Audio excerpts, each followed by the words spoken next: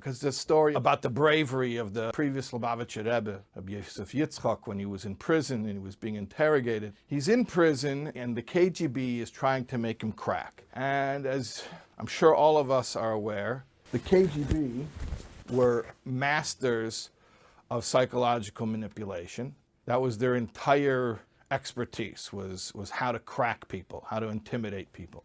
The story is that the previous Rebbe was annoying them because he wasn't rattling.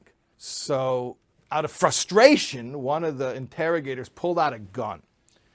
And he said condescendingly, "This little toy has been known to make people talk." So the previous Rebbe said, "This little toy is effective on those who have one world and many gods.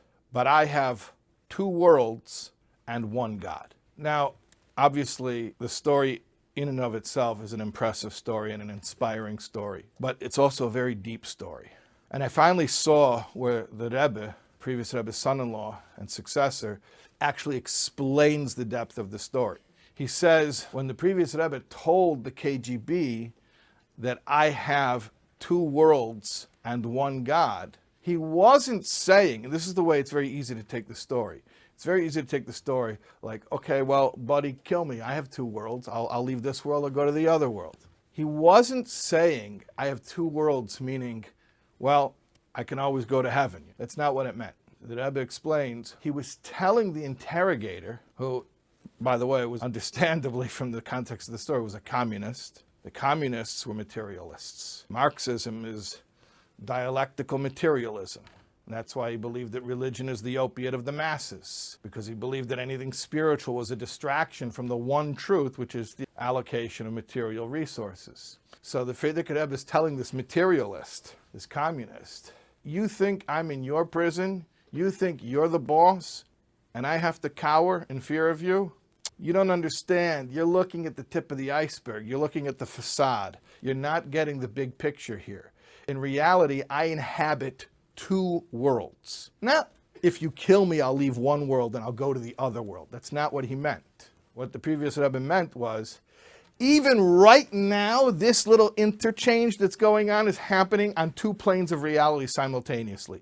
The physical one you are privy to with your five senses, and it looks like you've got the upper hand.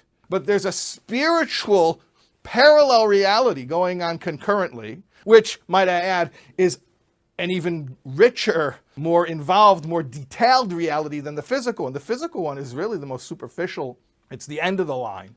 It's just a very thin veneer of all of reality. But there are two worlds. Right now, he didn't mean I'm going to go from this world to another world. He meant right now things are happening on two planes. There's the physical, which is, like I said, the tip of the iceberg, and then there's the spiritual, which is the much greater depth. And they're happening right now, at this moment. Everything's happening in two worlds. So here's the point I'm trying to impress upon you. It's not like people pass away and then they go to another world. Everything we've ever experienced, even while we're experiencing embodiment, is also taking place in the spiritual worlds. We just don't pay attention to it because when you are embodied, the physical stimuli are so intense that it distracts us from being sensitive to the spiritual reality that we are currently inhabiting. We are currently inhabiting more than one plane of reality. But the spiritual becomes covered up.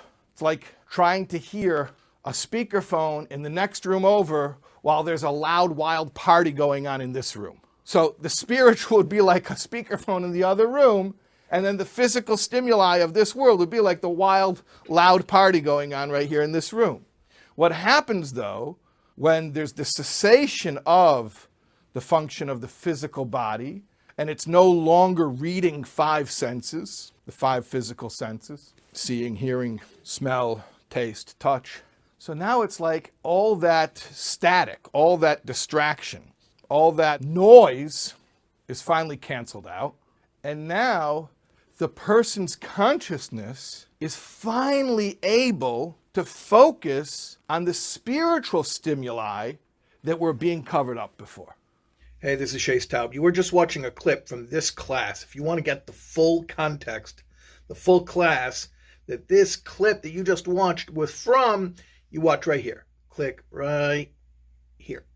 Here.